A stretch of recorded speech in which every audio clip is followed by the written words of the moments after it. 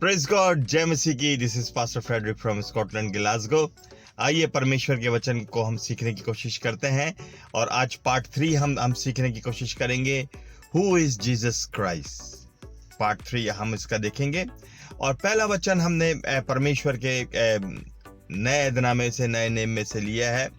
Gospel of John chapter 14 verse 9 में इस तरह लिखा है, यीशु ने उनसे कहा, ए फिलिपस, इतनी मुद्दत से तुम्हारे साथ हूं, क्या तू मुझे नहीं जानता?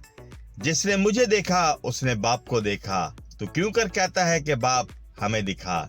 इंग्लिश में इस तरह लिखा है, Jesus answer, don't you know me, Philip, even after I have been among you such a long time, anyone who has seen me has seen the Father.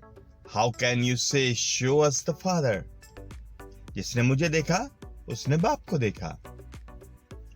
क्या मैं ये कह सकता हूं अपने बाप के लिए कि जिसने मुझे देखा जी मेरे पिता को देखा? नो, मैं कहूंगा मेरा बाप अलग है। भाई मेरे बाप से बात करो, वो मेरा बाप है, मैं उसका बेटा हूं।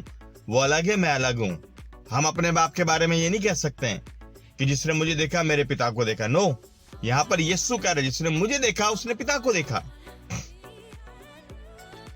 यानी कि बाइबल यीशु ये कहना चाह रहे हैं कि जो पिता को तुम देखना चाह रहे हो, पिता ही तो तुम्हारे सामने है इस रूप में, यीशु के।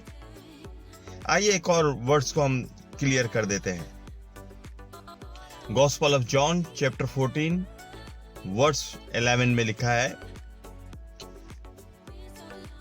मेरा यकीन करो कि मैं बाप में हूं और बाप मुझ में है।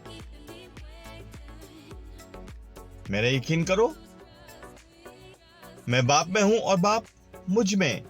Believe me when I say that I am in the father and the father is in me.